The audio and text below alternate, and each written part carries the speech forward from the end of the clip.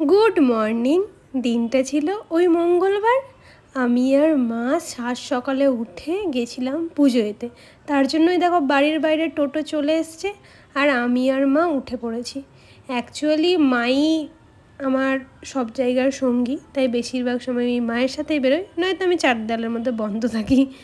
তো যাই হোক, আমি আর মা সকালবেলা বেরিয়ে পড়েছিলাম।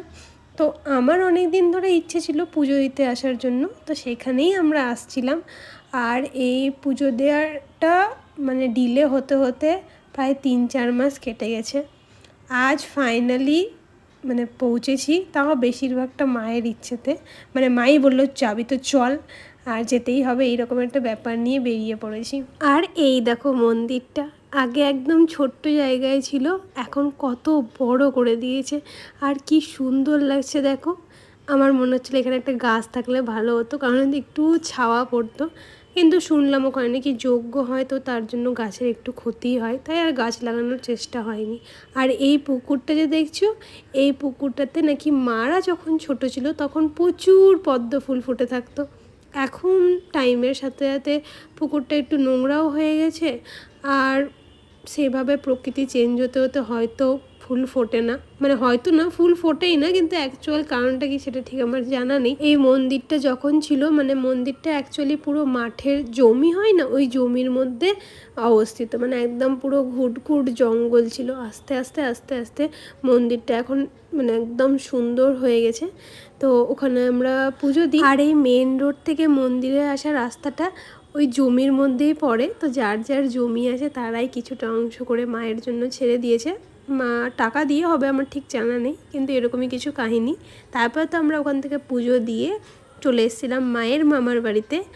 আর এখানে দেখো, এটা হচ্ছে মায়ের মামার বাড়িতে, মানে প্রভুর মন্দির, যেখানে প্রত্যেক দিন নিত্য সেবা হয়। আর এনারই আমার মা দীক্ষিত, শ্রী শ্রী প্রভু জগৎবন্ধু সুন্দর ঠাকুর। তো এখানে একটু মায়ের বসে থাকি, তারপরে আবার বেরিয়ে পড়েছিলাম, বাড়ি তো ফিরতে হবে। আর মায়ের মামিকে মানে আমার দিদাকেও একটু প্রণাম করে নিই, তারপরে চলে আসি আমরা কালী মায়ের মন্দিরে। এইটা মন্দিরে আমি প্রথম আসছি। আগে ভাবতাম এখানে পুজো দেওয়া যায় না, মানে নর্মালি কেউ পুজো দিতে পারে না, হয় সেবায়িত বা পুরোহিত এরকম থ্রুতেই পুজো দেওয়া যায়। পরে শুনেছিলাম নাকি পুজো দেওয়া যায়, তার জন্যে আমি আর মা আসি, কারণ আমারই মেনলি ইচ্ছে ছিল। তো এখানে এসেও আমরা পুজো দিই। এই মায়ের পুজোও কিছুদিন পরে হবে, তখন পুরো ধুমধাম করে হয়। সেটা আবার কোনো এক অমাবস্যাতে শীতের রাতে হয়, মানে শীত বলতে প্রচুর শীত পড়ে। এর আগেবার বাবা এসেছিলো, বাবার উপোস ছিল, বাবা চেয়েছিল উপোস করতে, তো বাবা এসে পুজো দিয়ে যায়। আর এই তো তারপর তো পুজো দিয়ে আমি আর মা আবার থেকে বেরিয়ে পড়ি প্রসাদটা খেয়ে নিয়ে আস্তে আস্তে, আর একটু জল মুখে দিই, কারণ প্রচুর তেষ্টা পাচ্ছিলো। তো আজকের এই ছোট্ট ভিডিওটা তো এইটুকুই ছিল। এতদিন পরে একটু বড় ভিডিও করে কেমন কেমন লাগছে মনে হচ্ছে ঠিক হয়নি। যাই হোক, তোমরা কিন্তু ক্ষমা করো। ভালো থেকো, টাটা।